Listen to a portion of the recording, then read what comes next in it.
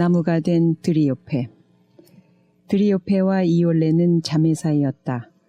드리오페는 안드라이몬의 아내였다. 그녀는 첫 아이를 낳고 남편의 사랑을 받으며 행복하게 살고 있었다. 어느 날 자매는 시냇가 둑을 거닐고 있었다.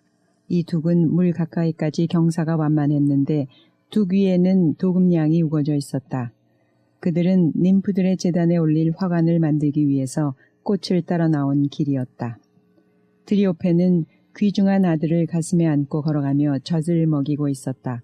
물가에는 진홍색 연꽃이 만발해 있었다. 드리오페는 그 꽃을 몇 개 꺾어 아기에게 주었다. 이올레도 꽃을 따려고 손을 뻗자 언니가 연꽃을 딴 곳에서 피가 흐르고 있는 것을 보았다. 사실 이 연꽃은 보기 싫은 추적자를 피해 달아나다가 변신한 님프 로티스였던 것이다. 그들은 이 사실을 나중에 마을 사람들을 통해 알게 되었다. 그러나 이미 때는 늦었으니 드리오페는 자기가 무슨 짓을 했는지를 깨닫자 공포를 느끼고 그곳에서 속히 달아나려고 했다. 그러나 발에 뿔이라도 난 듯 땅에 붙어서 꼼짝할 수 없었다. 발을 빼려고 애를 썼으나 위쪽만 움직일 뿐 드리오페의 몸은 점점 나무로 변해갔다.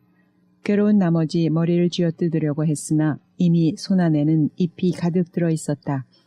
아기는 어머니의 가슴이 굳어지며 젖이 나오지 않는 것을 느꼈다. 이올레는 언니의 슬픈 운명을 바라볼 뿐 어떻게 해야 좋을지 몰랐다. 이올레는 언니의 몸이 식물로 바뀌는 것을 막으려는 듯 줄기를 껴안았다. 이를 막지 못할 바에는 자기도 함께 나무 껍질에 쌓이기를 바랬던 것이다. 이때 드리오페의 남편인 안드라이몬이 장인과 함께 달려왔다. 드리오페가 어디 있느냐는 질문에 이올레는 새로 생긴 나무를 가리켰다. 그들은 아직 온기가 남아있는 나무의 줄기를 포옹하면서 그 잎에다 수없이 키스를 퍼부었다. 드리오페의 몸은 완전히 변하여 오직 얼굴만이 남아있었다. 눈물이 흘러 잎 위에 떨어졌다. 그때까지는 아직 말을 할 수 있었던 드리오페는 다음과 같이 말했다. 저는 죄가 없어요.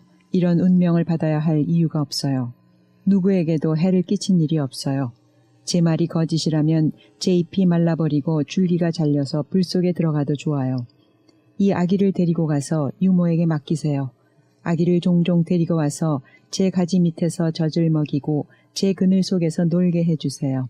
그리고 아기가 자라서 말을 할 수 있게 되거든 저를 어머니라고 부르도록 가르쳐주세요. 그리고 나의 어머니는 이 나무 안에 숨어있다 라는 말을 슬퍼하면서 말하도록 해주세요. 강변을 둘러보고 관목 덤불을 보거든 여신이 변신한 것이 아닌가 경계하여 꽃을 꺾지 않도록 주의하라고 일러주세요. 자, 그러면 사랑하는 여보 이올레, 아버지 안녕히 계세요.